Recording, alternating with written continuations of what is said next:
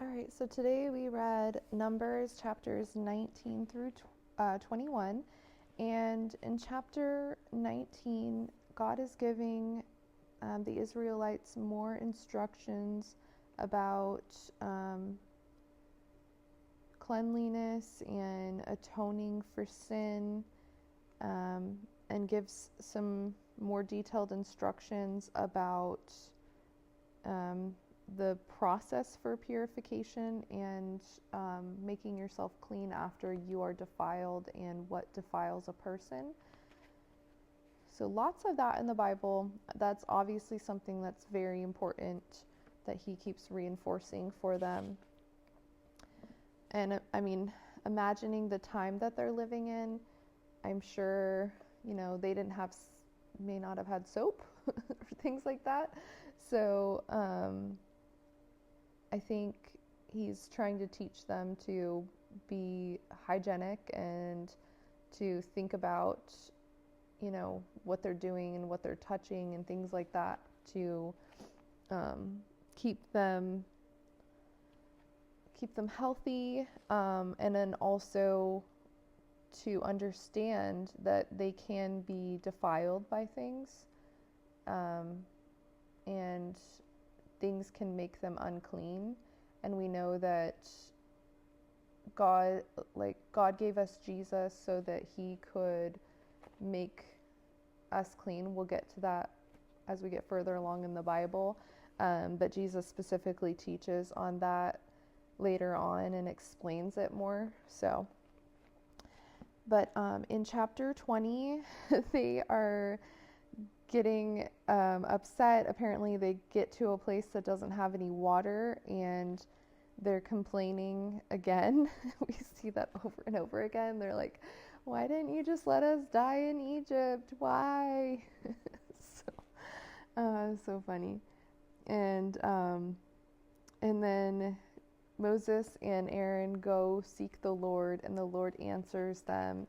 And he tells them specifically to go speak to a rock, and instead they strike the rock. And God was very upset about that they disobeyed his command.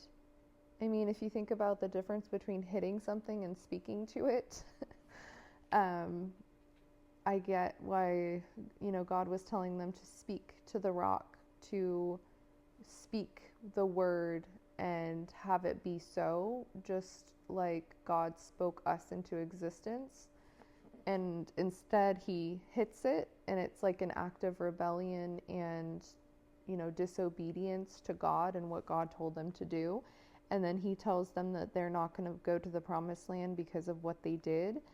And then he lets them know that Aaron is going to die. It doesn't say how old Aaron was, but we know that Aaron was Moses' older brother. And then it also said before that Miriam died. And then it just goes to them complaining. So it seems like she died right before they were realizing that they didn't have any water, and maybe they were too busy complaining to mourn her. But it does say that they mourned for Aaron for 30 days. And everyone, and he was a leader, so I'm sure everyone was heartbroken to lose him. And then before he died, he did have to give his garments to his son to take his place.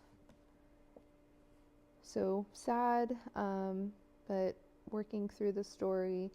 And then in chapter 21, they start getting to the point where they're going to go into the promised land, and they're trying to pass through, and they ask if they can pass through peacefully. And the leader, the king, said no and went out to fight them. And we see that repeated with multiple different of the cities that they try to pass through. So they end up having to fight them and conquer the land instead of passing through.